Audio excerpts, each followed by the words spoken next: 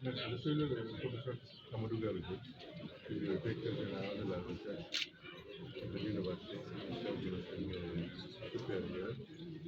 Je suis encore professeur du chef du service de neurologie du CHU de Femme. D'accord. Je viens représenter le docteur Abdourahmane à ce premier atelier du réseau francophone international conseil scientifique. C'est quelque chose d'utile, de pertinent, très attendu. Après plusieurs décennies de fonctionnement de nos universités et de nos instituts de recherche, vous pouvez constater vous-même que nous n'avons pas un impact puissant et déterminant dans nos politiques de développement, quel que soit le secteur. Nous sommes encore un peu trop consommateurs des acquis souvent importés et très peu d'adaptation des résultats de la recherche qui puissent de manière concrète dans notre contexte impacter sur les choix pour la transformation dans tous les secteurs de nos sociétés. Donc c'est ce qui fait la pertinence de cet atelier. Ça ne s'est jamais fait et ça met en lumière le gap qu'il y a entre l'université, la recherche, l'innovation et les besoins concrets et quotidiens de nos populations à travers des politiques adaptées de développement. Il se trouve que nous avons des ressources humaines d'une qualité exceptionnelle. Vous ne pourrez pas trouver une grande université dans le monde.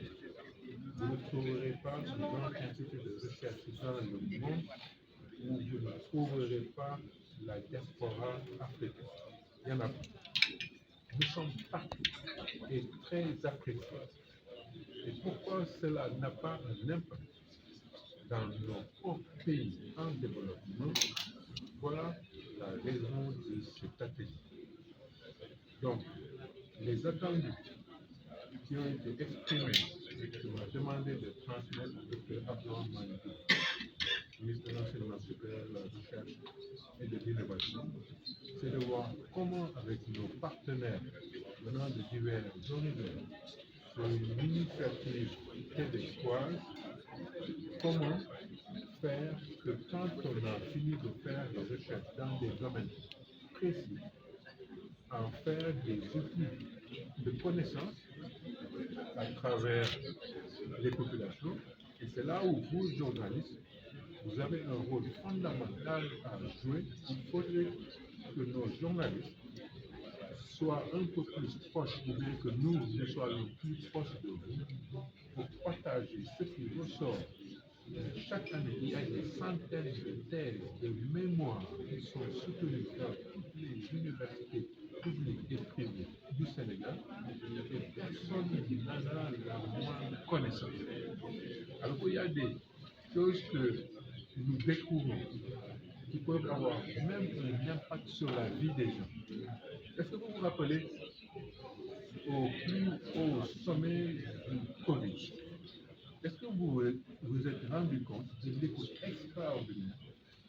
Pour la première fois, vous avez vu des chercheurs, des universitaires convoqués tous les jours à la présidence de la République, et c'est pratiquement eux, dans tous les pays du monde, qui disaient à tous les gouvernements c'est quoi ce virus, comment il se transmet, qu'est-ce qu'il ne faut pas faire. Pour la première fois, on a eu une écoute extraordinaire des décideurs dans tous les pays du monde et qui a permis de réduire, en tout cas ici, on a fait partie des pays où on a eu les taux d'infection les plus bas au monde. Je ne crois qu'on était les deuxièmes ou les troisièmes. Et vous prenez tous les autres domaines. y compris l'économie, la biologie, l'ingénierie, les techniques. Il y a tellement de découvertes qui sont faites chaque année par des chercheurs africains, mais vous n'en voyez aucune application en termes de niveau d'outils adapté à nos réalités pour contribuer au développement de notre pays. Donc, la pertinence est quelque chose d'indiscutable pour ce nouveau concept dans lequel vous, journalistes, vous êtes forcément impliqués. Deuxième chose, ce qu'on m'a demandé aussi de préciser, qu'est-ce que nous attendons du réseau et de l'atelier. La chose sur laquelle le ministre Yves a demandé que nous insistions,